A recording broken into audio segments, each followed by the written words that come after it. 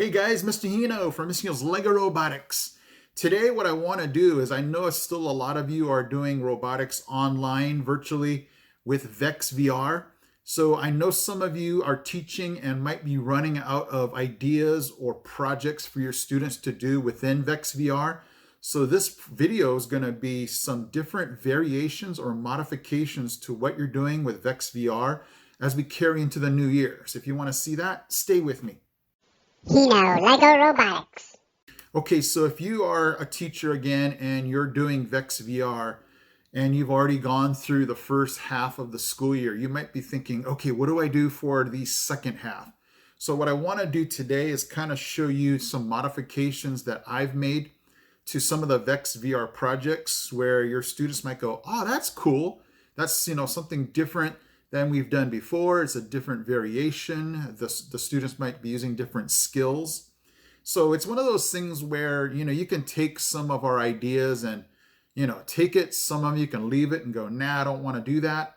Feel free to kind of, peruse this video and go, oh, that's cool. And, take whatever you want. It's just one of those things where, my students and I, we went through some of these projects and we went to our, we thought to ourselves, is this something that we can do? How hard it is? Do we modify the rubric, so that, students can be successful? So it's something that we did discuss, something that we did talk about. And eventually we got to the point where we looked at these projects and went, yes, let's do that. And, the projects were the similar screens in VEX VR or the playground, but we just twisted it, just to make it different, where it gave the students another challenge. So what we're going to do today is just take you through some of those modifications and hopefully you like it. This is going to be the instructions for the Castle Crasher weave, like you weave in and out of something. So you're going to go to VEX VR and you're going to go to the dynamic Castle Crasher and you're going to just hit this reset or refresh button until you get to this setup right here where you have two of these blocks down here in the lower left, lower right, and you have these three here at the top. So here is your objective for the Castle Crasher weave. You're going to have your robot, you're going to go up and around this upper right blocks. You're going to go underneath the middle blocks, and then you're going to go up and over the upper left block. So that's your weave. And then your objective is you're going to try to take out all of the blocks here in the lower left and the lower right for an exceeds. So one more time, an exceeds is going to be knocking all the blocks in the lower right and the lower left off. You will leave the blocks at the top, leave them standing because you're going around those. Anything less is going to be a met. So if you knock over all of these right here, that'll be a met. If you knock over most of these, it's going to be a met. So again, just an exceeds. All of the blocks here at the bottom need to be knocked off. This project is going to be called the Grid Map Spiral Project. So on VEX VR here, you're going to go to the first place on the playground, which is the grid map. And here is going to be your objective with your robot.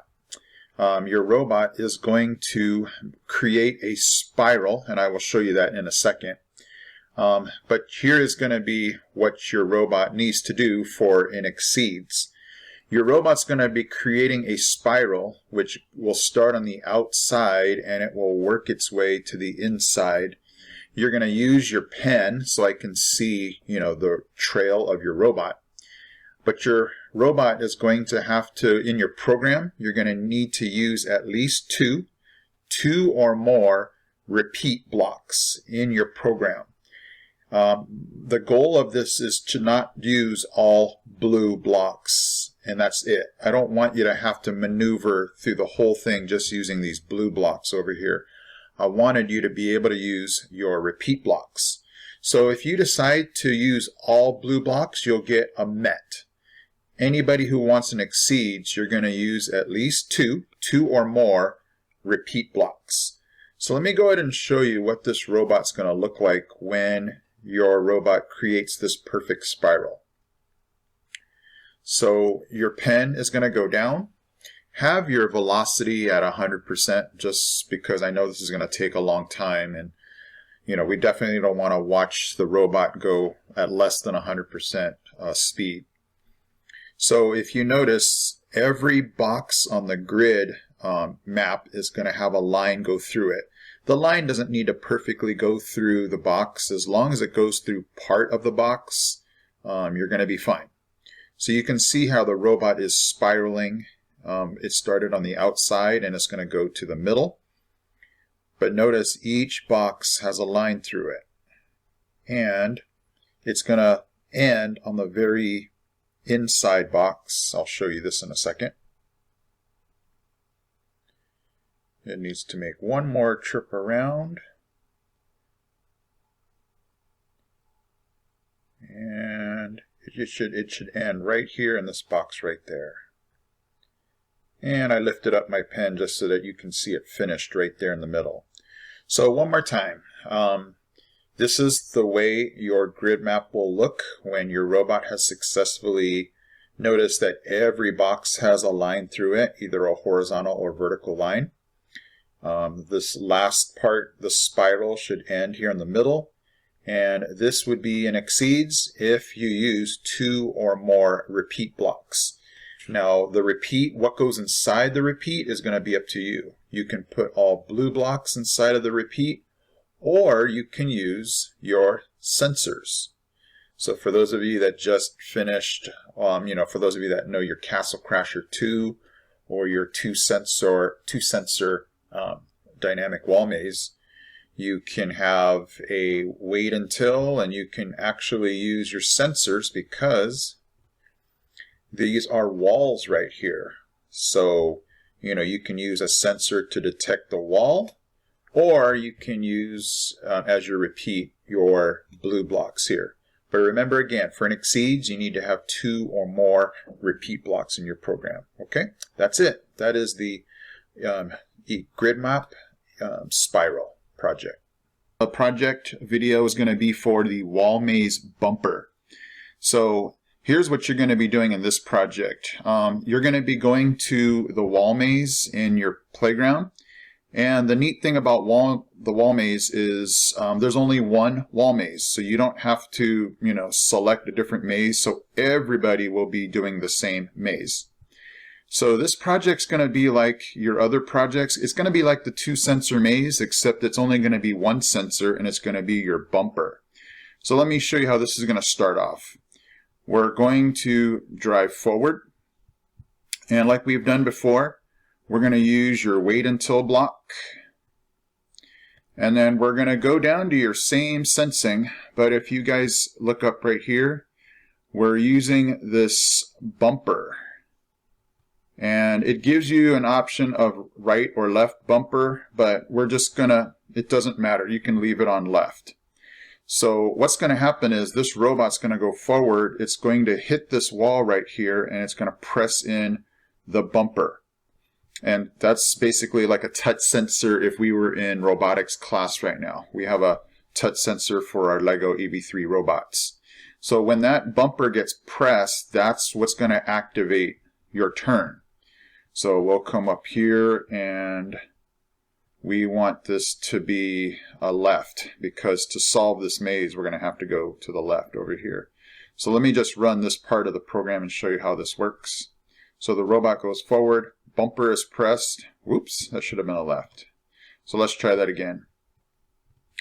So you go forward, bumper hits, and then it's going to cause you to go to the left. And then I'll do one more turn for you.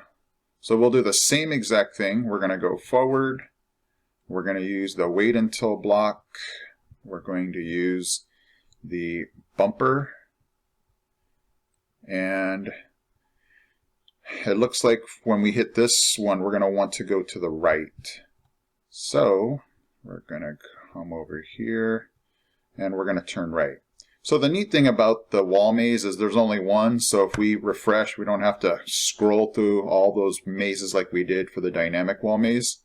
So if we press play again, forward, bumper press, turn left, forward, bumper press, turn to the right.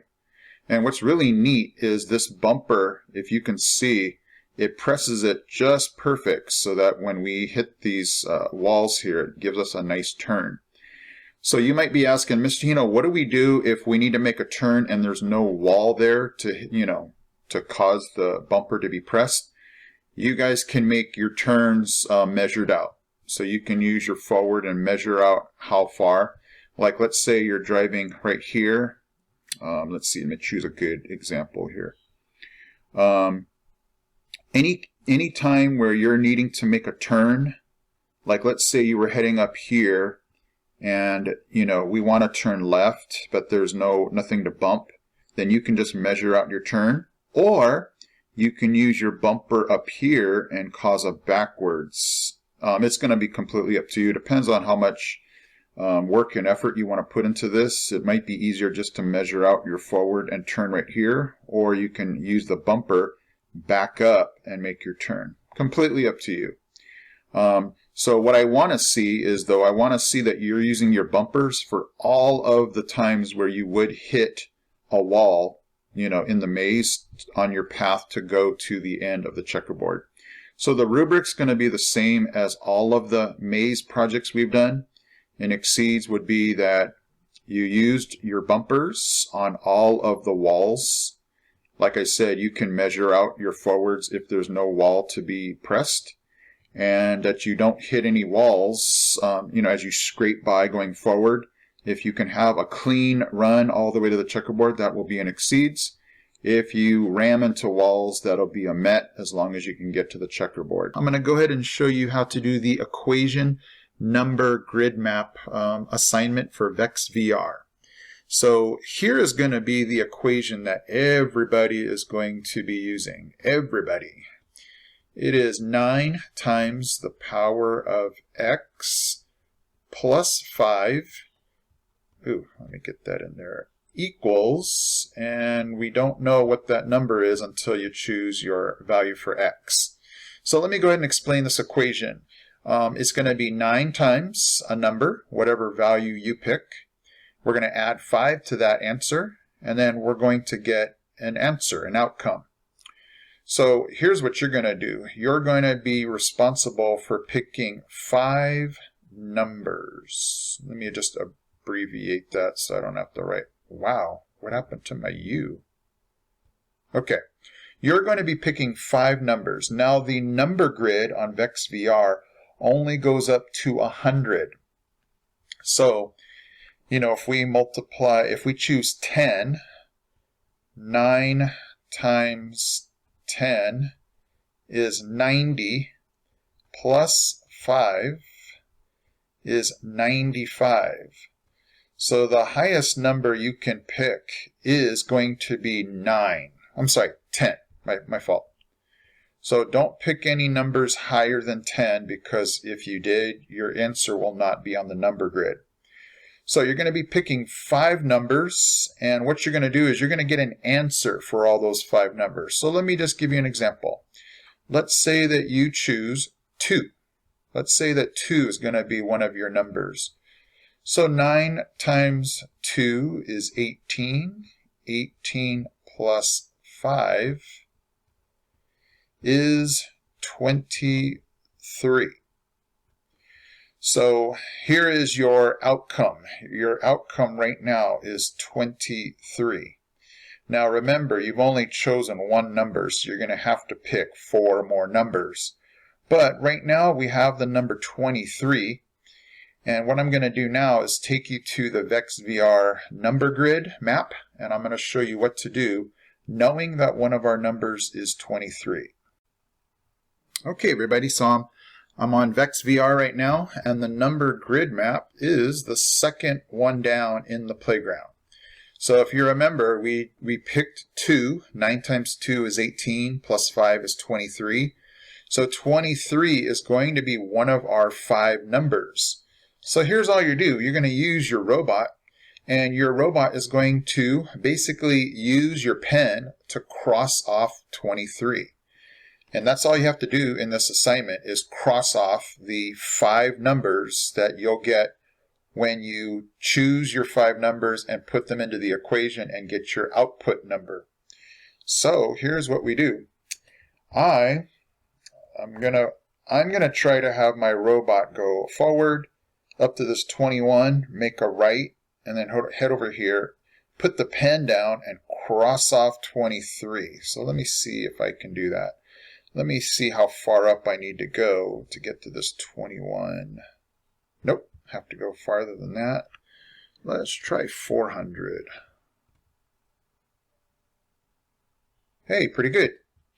And then we're going to turn right there. And then we're going to go forward. Let's see where that puts me. Go to 21. Okay. Let's see. Let me try to go. Now, here's one of the rules. You cannot cross off any part of a box that's not a part of your number. So I don't want to put my pen down yet because I'm still in this 22 box. So let's see how far maybe 300 takes me. I want to put my pen down at the right exact moment. Okay, I think that'll work. So what we're going to do then is put our pen down. You don't have to change the color, but I want to see what it'll look like when I maybe make it red. And then I want to definitely cross off the number, but like I said, I don't want to cross off anything in the 24 square. I just want to cross off the 23, so I'm going to try 70. And then what I want to make sure is I move my pen up, because like we said, we do not want to cross off anything but just the 23. And then I'll move forward just so you'll be able to see. Whoops, let me get that out of there. So let me see how this looks.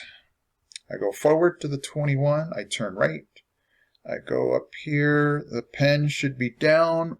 Okay, do you see how I didn't cross off the 23 very well? So I'm going to need to go forward more. Let's maybe go to 340. That line does look pretty good, so let's just try that. I go forward, turn. Let's see if we can cross that 23 off perfectly. Hey, that's pretty good. Let me try making this a 90. Let's see if I can cross off that 23 a little better. And boom, there you go. That's perfect right there. So if you guys just chose 2, that is the program right here on how you would cross off 23. Now here is your job. Your job is to pick 4 more numbers and cross off, like we just did, whatever 4 other totals you will get.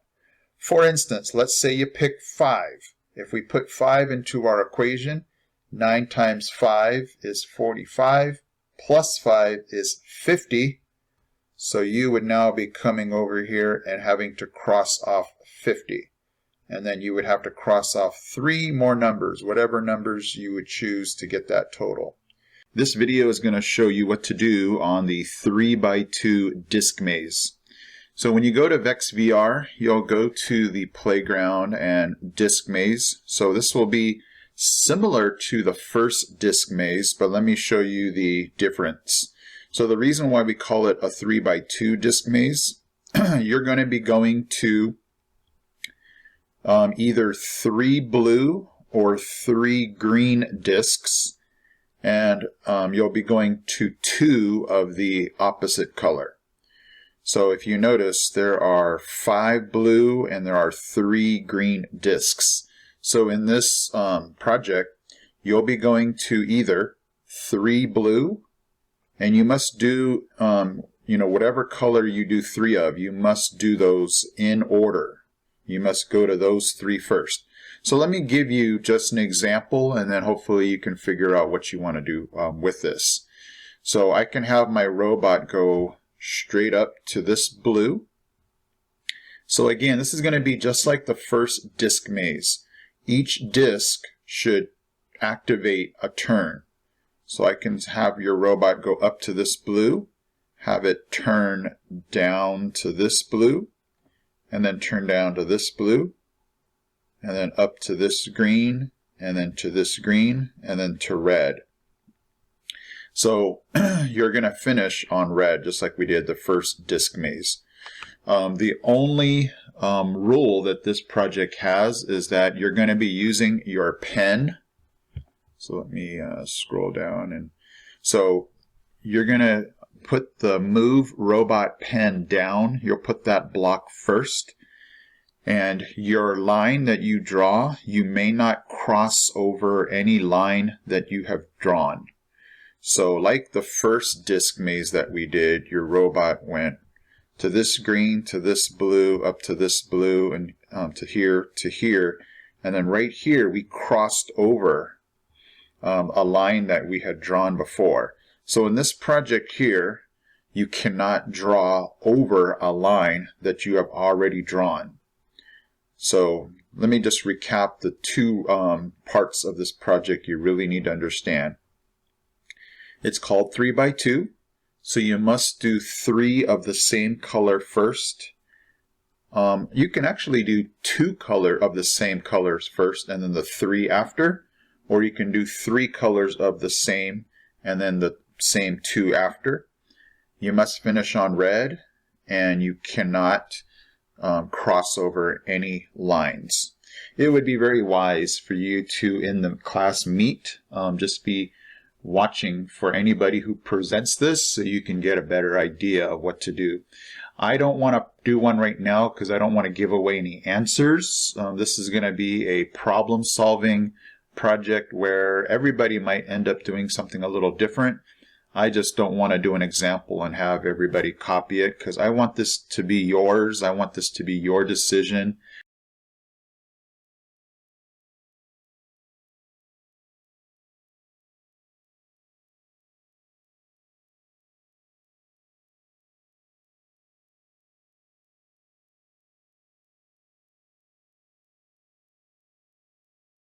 And I actually made a project of having the students create a project. And it was one of those neat things where we actually used some student designed projects. In fact, that's what I called it. I called it the student designed VEX VR project, where the students had to take a playground in VEX VR and come up with a modification of their own. And some of them we used where, every student ended up doing that project. A lot of it we did not use just because of time and just because it didn't fit the skills that we were trying to, refine. But we did take some students and went, no way, that's a really cool project. So if you're looking for, and you know what, it could take maybe a week, maybe 2 weeks. If you're trying to figure out a project, have your students create their own modification of a VEX VR project. Okay, guys, so hopefully you're able to grab one thing at least, a couple, I'm not sure. But it was really cool how my students and I, took these VEX VR projects and, we talked and said, is this possible? Should we use a sensor for this? Should we make them use a repeat block for this? So it was kind of neat to just involve them in this process. That way there's more buy-in for the students like, hey, we told Machina we could do this. We better be able to do this. So it was just fun. And it, obviously as we go into this year of 2021, what can we, are we going to be able to now go through the rest of the year?